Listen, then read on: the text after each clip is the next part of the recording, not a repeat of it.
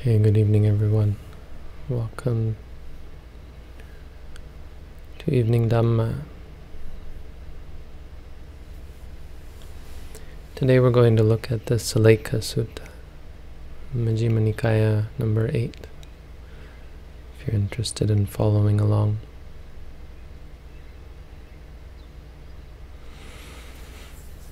The Sallekha Sutta has a special place in our tradition, in my heart. Mahasi Sayadaw wrote a book on it,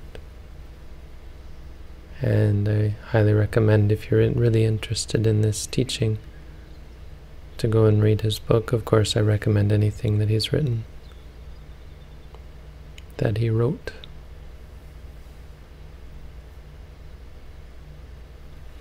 We're not going to go into such detail, but we'll try and go through it all. The Sallekha Sutta, the word Sallekha, I'm still not quite sure exactly what it means. I get the feeling that it was a word that was in use in the time of the Buddha, like dharma or karma or that kind of thing. We have the word Sallekha that the Jains used. Sallekha was the practice of giving up food until you die. And the idea was that that slowly burnt away as you starved yourself to death. It would slowly become free from defilement. The word, I think, comes from, or they say it comes from leek, which means to scratch, to make a scratch in something, make a mark. And so I think the idea has to do, so in some colloquial sense, with scrubbing or effacing, really polishing, perhaps sanding, that sort of thing, scraping off the, making a dent in the problem, slowly cutting away at the problem. And so it came to mean this idea of purification, this process of purification, effacement, to remove the bad stuff, slowly scratching, scraping it off. But effacement is a good word, I think.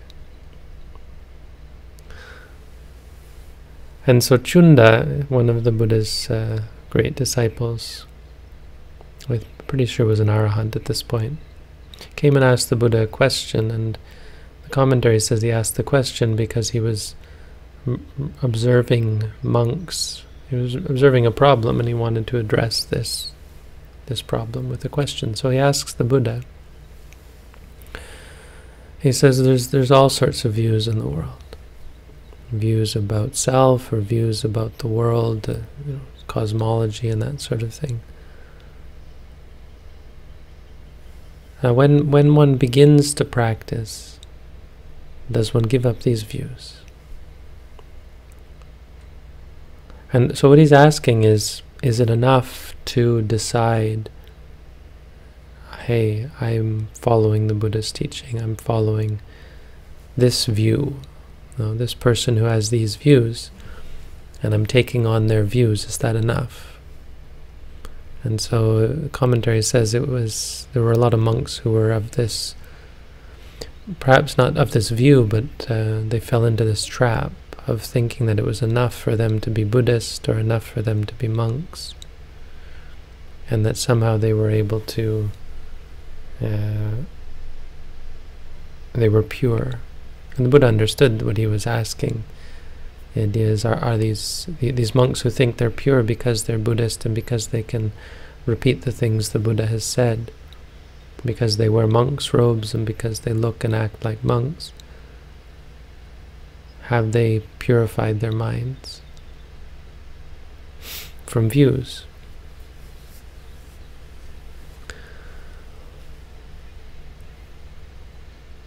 And the Buddha says something very important. He says,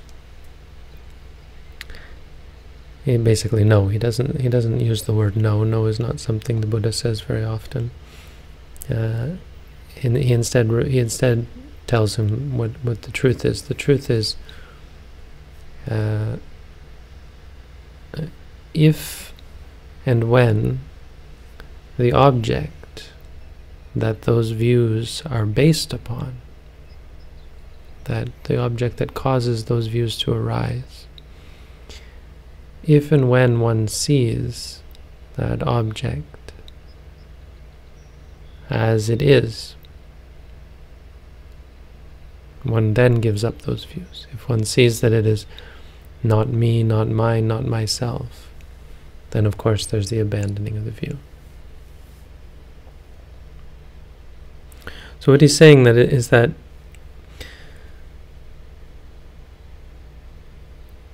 we can learn and we can study. Take non-self, for example.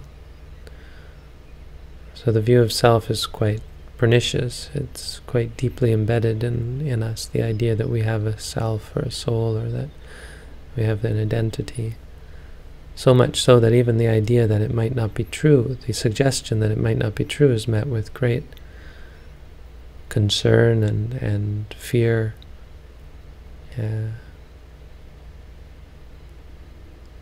And yet many people take up Buddhist practice and try to claim that they have this view of non-self. The three characteristics are often like that. People learn about the three characteristics and they get this idea, oh yeah, impermanence. I understand that, because they talk about it and they think about it.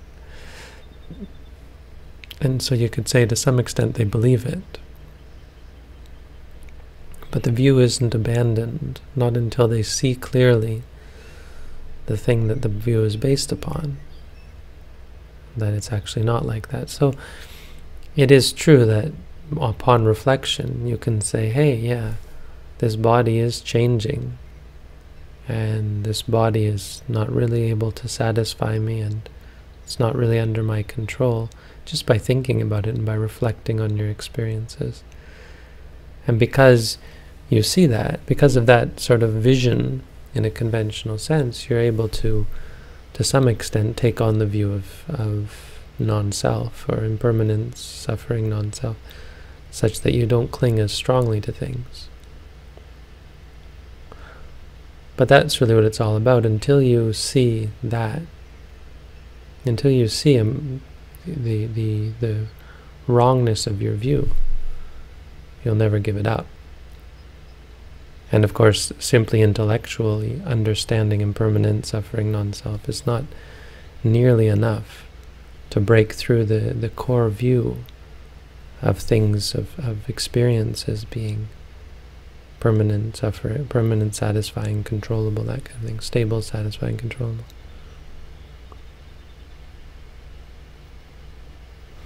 And so in the context of reality, what's really important, and our experience and goal of as an experience of freedom from suffering,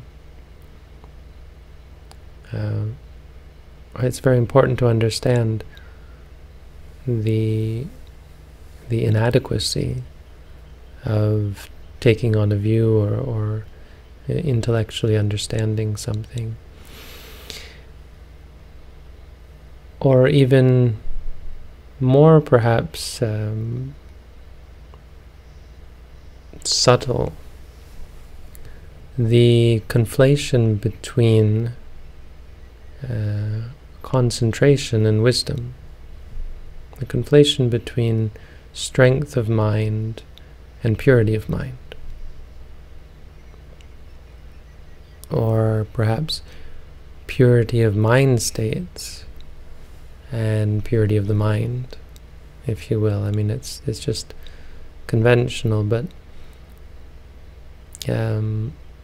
purity of mind states is achievable in many different ways, right? If you just distract yourself from things that upset you, then you have a pure mind for a time. You can momentarily have a good, pure mind. If you're kind and generous to people, you can have a pure mind for quite some time. But when confronted by things that are displeasing, you can still become displeased.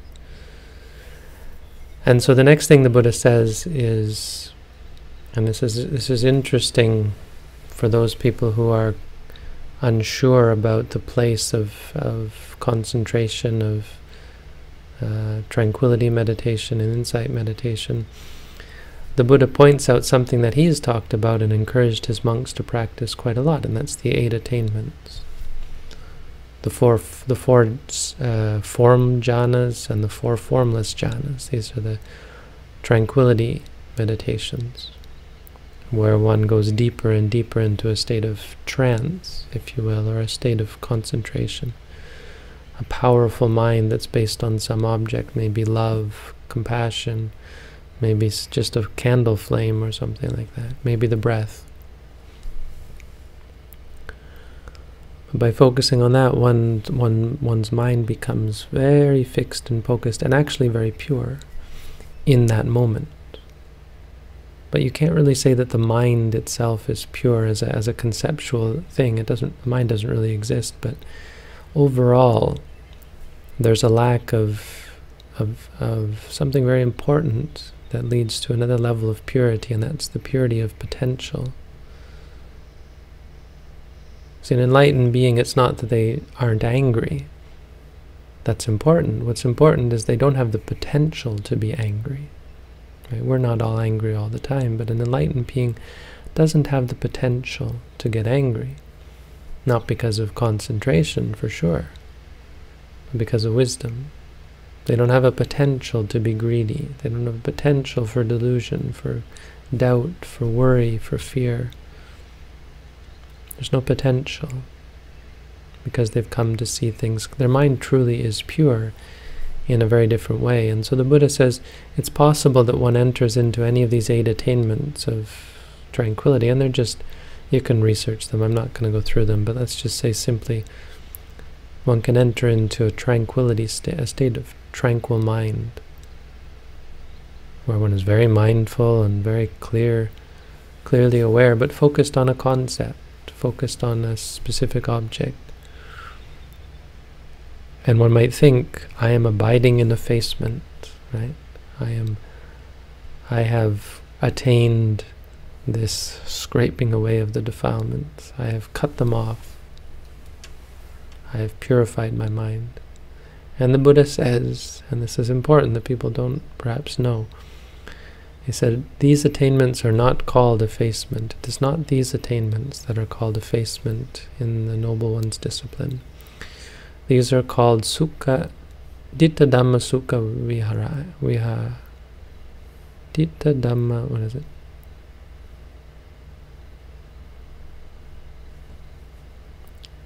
Ditta dhamma sukha vihara is what they're called.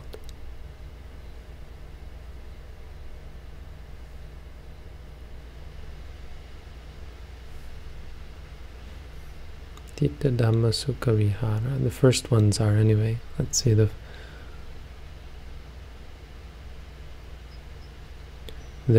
first 4. The second 4 are called peaceful abidings. That's it. They are ways of finding happiness and peace in the here and now, in the present time. And so they're good. They're beneficial. They can be used. The power of them can be used as a basis for insight, if you then switch to practicing insight meditation, but they aren't in and of themselves cleansing of the mind.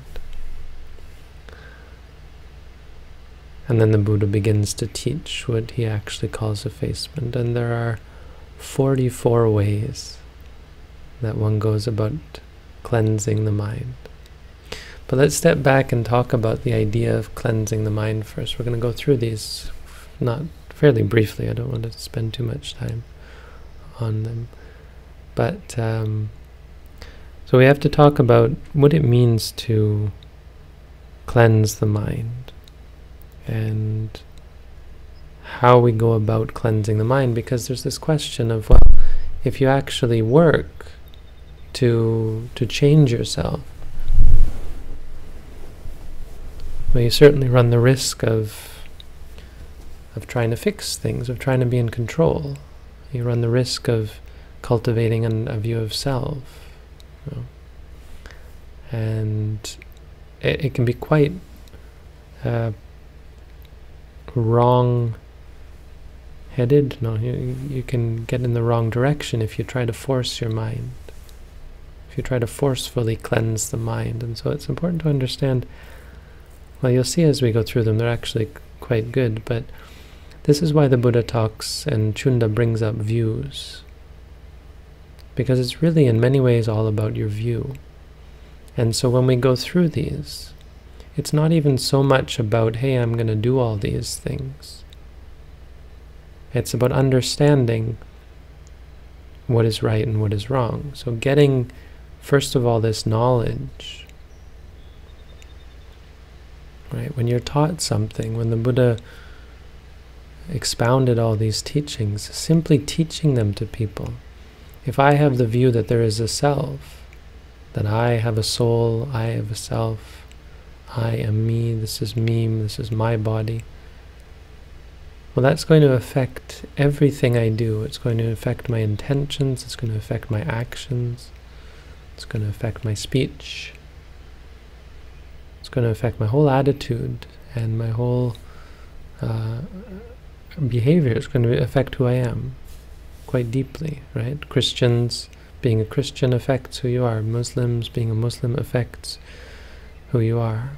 It changes you, the views and beliefs that you hold. It changes many things. It changes the world around you as well. And so then if someone like the Buddha comes along and teaches something very different, then it's like you've got a bucket full of black marbles and you throw a white one in. There's something new in the mix. And depending on the individual, how much of the new stuff gets in and how deep of an impact it has, well, it depends on the individual. But that's we understand there's this power of teaching, and the Buddha describing these things, even just starting off talking about non-self, changes the way, it threatens this view, it challenges this view.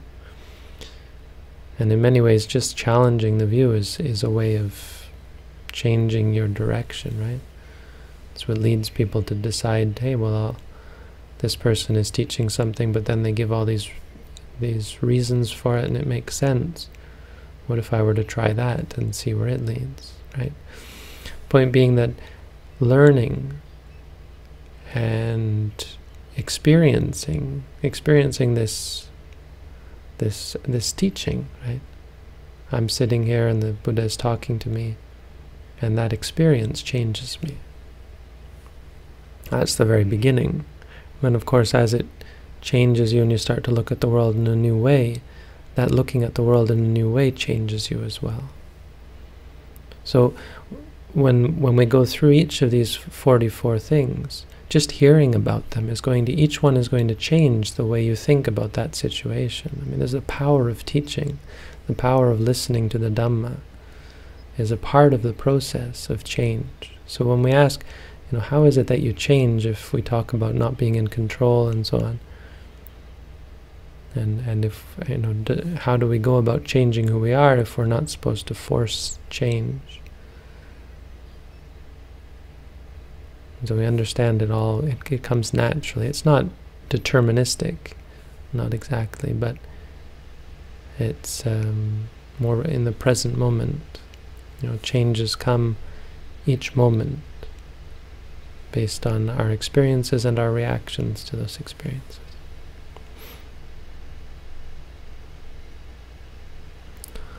So let's go through these 44 and hope that, we expect that some change comes about in all of us by going through them.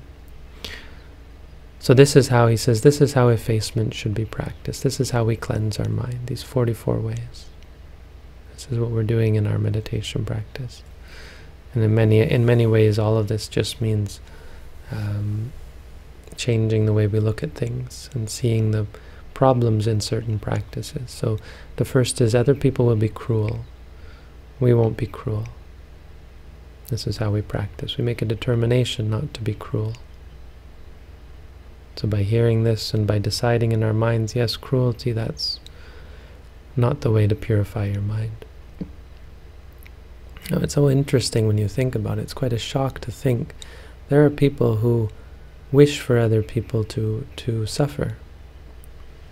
Isn't it kind of absurd, right? People who actively pursue harm towards others. It's kind of shocking, I think, living in Canadian society to think that that's true. In many ways, we're kind of sheltered, I think. We think, I mean, I don't know, I'm sheltered for sure, but I think many of us are rather sheltered, and it's a shock when we meet with someone who is out to hurt other people, out to hurt us.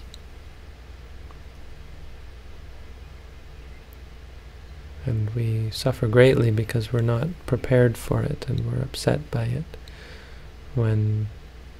And it is upset. I mean, it's quite shocking to think that, I mean, it's not, of course, it's not a surprise, and we know that the world's full of this, but if you actually think about it, what an absurd state for someone to want to hurt someone else, for cruelty, for someone to be cruel. Of course, as we practice mindfulness, we start to see how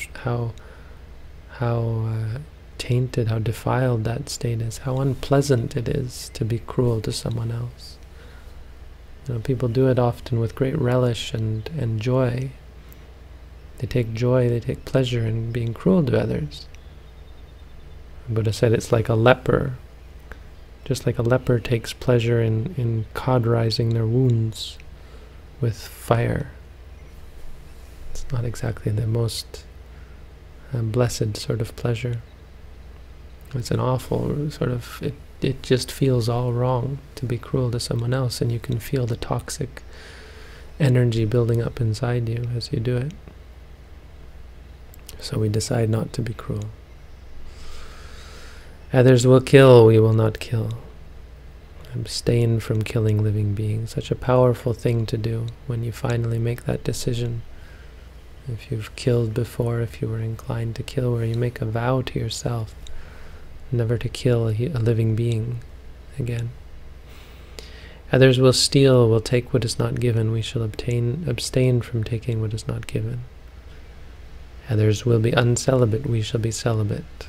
Okay, so this is for monks. Some Buddhists are not celibate, but this is a practice of purity. Really, the closer you can be to celibacy, the more powerful your practice leading towards purity, because of course sexual activity is addictive. It's a very powerful, pleasant state in the brain and the mind, and it's highly addictive, of course. So it leads to, I mean, it leads to, as you're mindful, you can feel again the toxicity of it, the actual defilement of the pleasure, right? You can. This isn't something intellectual, but you start to feel how it's not actually. It's kind of gross, really. You start to become uncomfortable with it. You see that there's a lot of discomfort associated with sexual pleasure, for example. Not to mention, of course, the addiction and the stress and suffering. I mean, really, that's a part of this, the stress and suffering that comes from not getting what you want. Others will lie, we shall abstain from lying. Others will speak maliciously, we shall abstain from malicious speech. Others will speak harshly, we will abstain from harsh speech. Others will gossip, we shall abstain from gossip.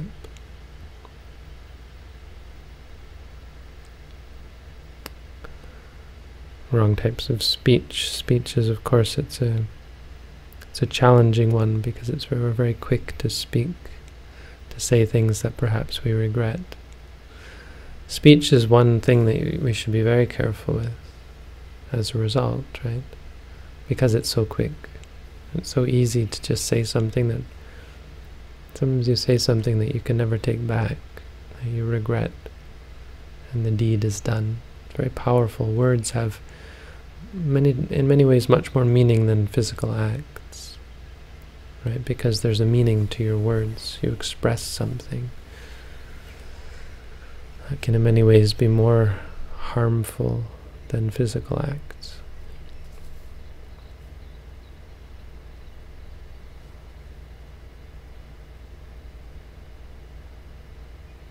Others will be covetous, others will have ill will, others will be of wrong view.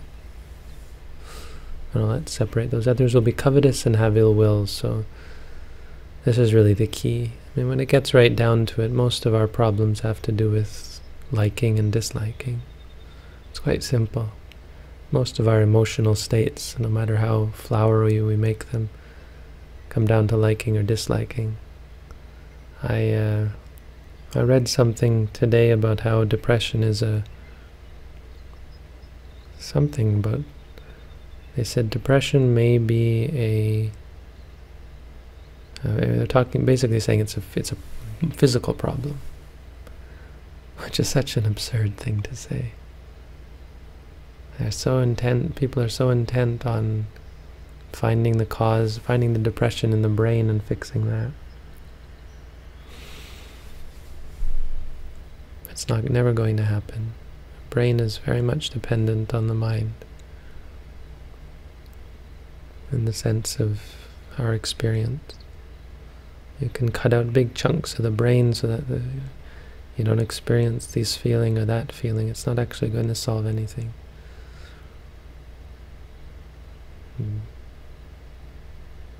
The potential. You never cut off the potential, because you can't create wisdom that way. You can't cut off the potential. I mean, in this life, of course, you can give someone a lobotomy, they'll never get angry. Not in this life. But you haven't fixed the problem for them.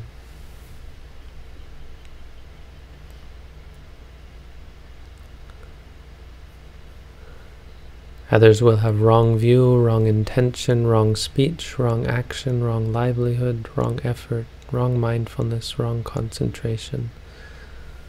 That's the eightfold ignoble path. Others will have these 8 bad things. We will be of right view, right intention, right speech, right action, right livelihood, right effort, right mindfulness, right concentration.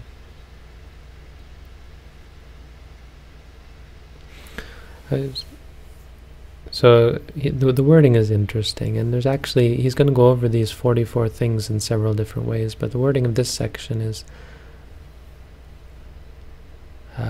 it's I think perhaps significant in terms of not concerning ourselves with others, right? Being very, very much focused on our own purity. That's not central to this message, but it is important. We're not trying to change the world. This isn't a social activity. This isn't something we do externally. I mean, really, that's the point. It's not about whether we help others or not. It's about this being an internal practice. Hey, we're talking about something that goes on inside. It's not something that goes on outside. So even when surrounded by people who are angry or greedy or gossiping or lying or cheating or killing or stealing, we will not. This is how we purify ourselves. You want to purify yourself, in many ways have to go contrary to your own environment. The world is full of these things.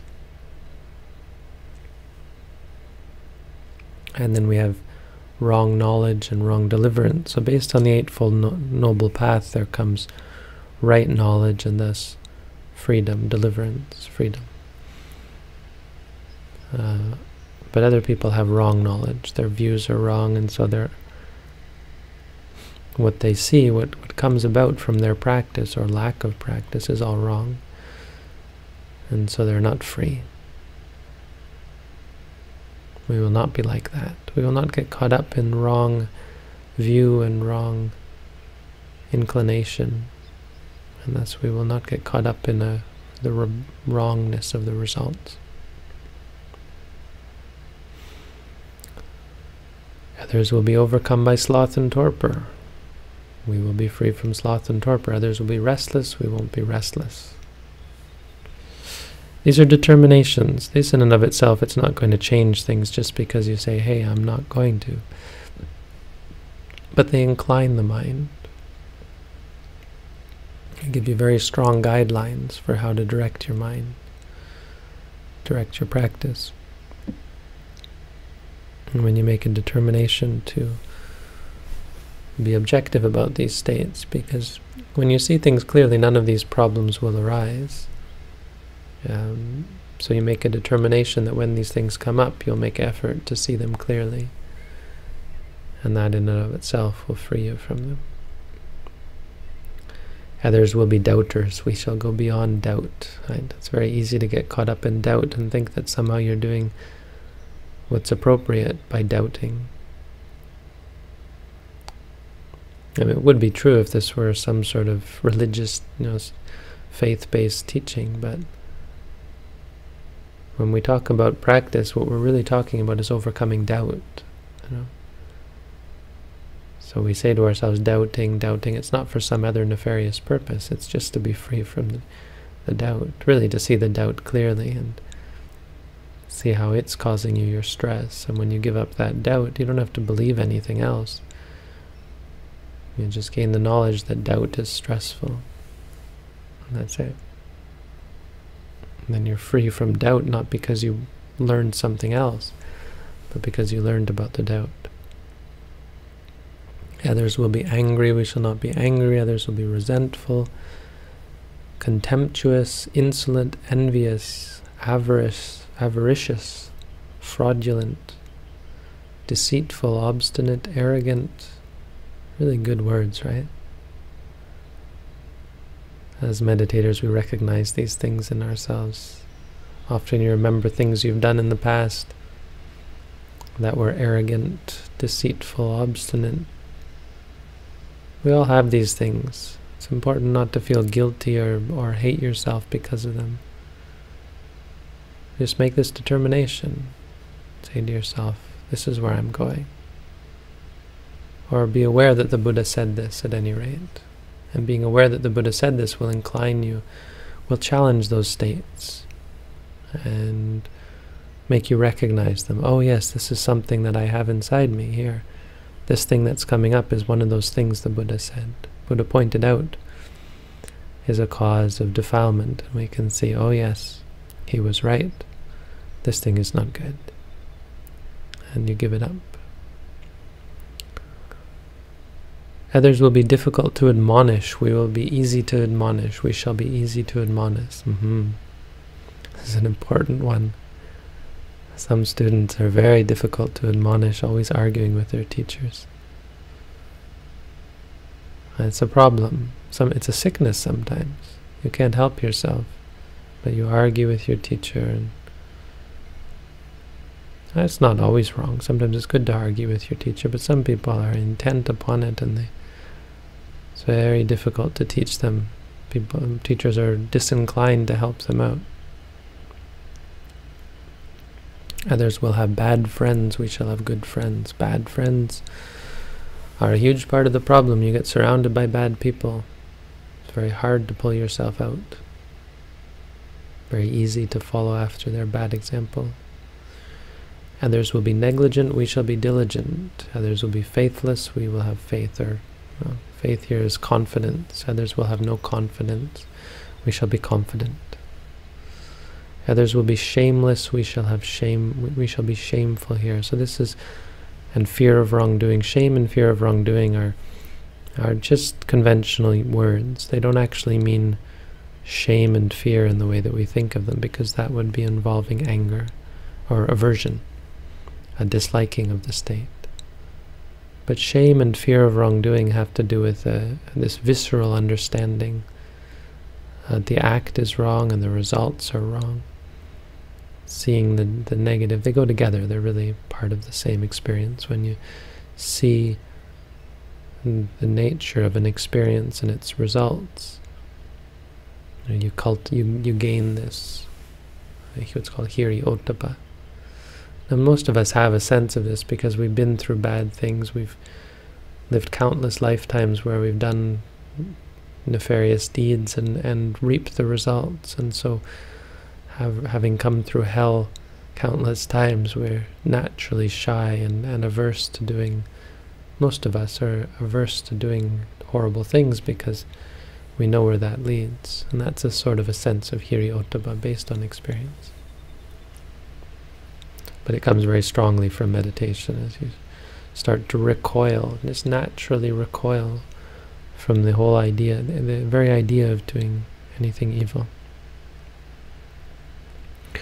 Others will be of little learning, we shall be of great learning. Yes, the Buddha did encourage his monks to learn, to study, to listen to the Dhamma, to repeat and review the Dhamma.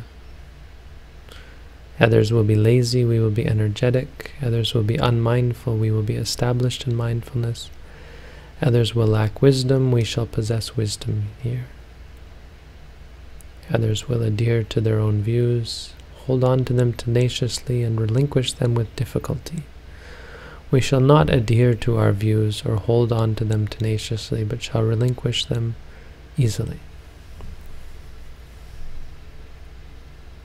So, views are one thing. It's possible to have wrong views just because you don't know any better or you fell into it. But the Buddha said there's no greater evil than someone holding on to a wrong view, where you tell them they're wrong and they disagree. They stick to it. Even you give them reasoned arguments and it's the greatest evil. You can't teach such a person. You can't help them. Someone who won't see reason, who won't question their views. We should all question our views all the time. As long as we should question whether we actually know what we say we know.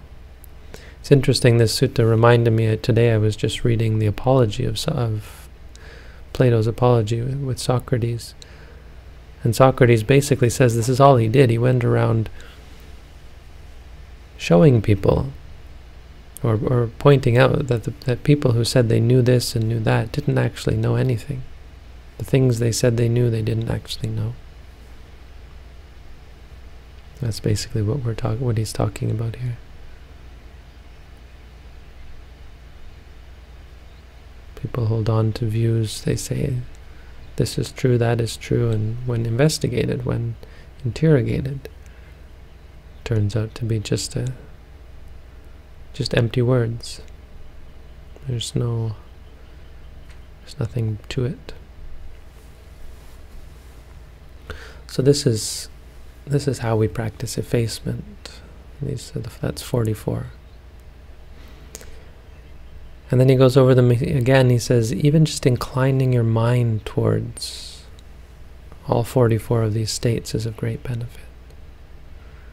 Even if you don't actually do anything physically. I mean, before you actually go and do something physically or verbally, just inclining your mind towards these and saying, yeah, cruelty is, wouldn't it be great if I could be not cruel, right? To free myself from cruelty. Just that inclination of mind is very powerful. So he says the mind should be inclined in all 44 of these ways. Then he says something additional that adds to this. He says, how do we avoid? Oh no, it's just the same thing actually. Sorry. He says,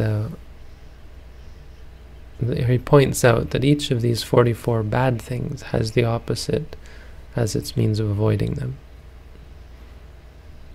So just as one were to avoid an uneven path by taking the even path, you say, oh, this path turns out to be fraught with thorns and brambles, but fortunately there's another path. I mean, that's really what's great.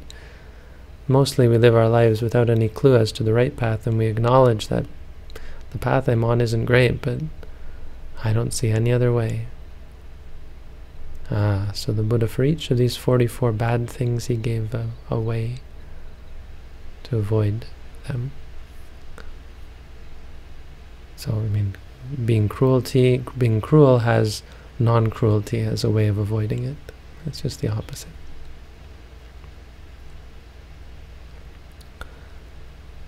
And then he says, just as all 44 of these lead downward, and all wholesome states lead upward, so cruelty has non-cruelty to lead one upwards, outwards, to freedom.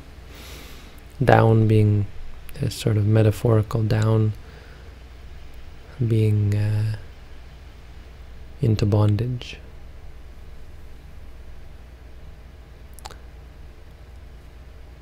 He says, just as one who is himself sinking in the mud, one who is themselves sinking in quicksand or in the mud, in the swamp, could never pull someone else out. But one who is not sinking in the mud could be able to pull someone out of the mud.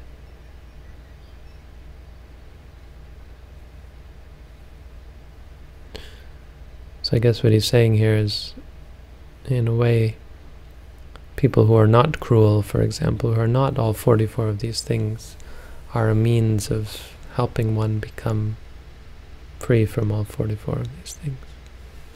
Extinguishing them. They are extinguished by one who doesn't have them, meaning a teacher or a friend. But not really. The point is that the non-states, non-cruelty, and that state of being non-cruel helps purify the cruelty. That's basically what he's saying.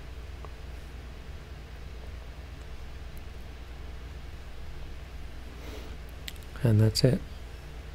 He says, I have taught. So it's a highly abbreviated version, but you should read Mahasi Sayadaw's book if you're really interested. He says, effacement has been taught by me. The way of inclining the mind, the way of avoidance, the way leading upward, and the way of extinguishing. These are all different ways of looking at these 44 things.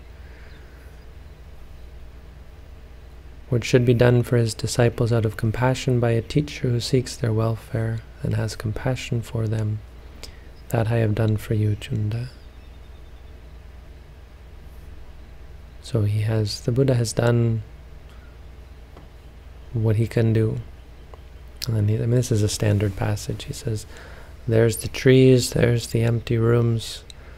Jayata Chunda, meditate Chunda. Ma pamadatta, don't be negligent. Ma pacha vipatisarino ahuvata. Don't be remorseful later on. Don't regret it later, as Bhikkhu Bodhi says, or else you will regret it later. This is our instruction to you. Ayang ko amhakang anusasani.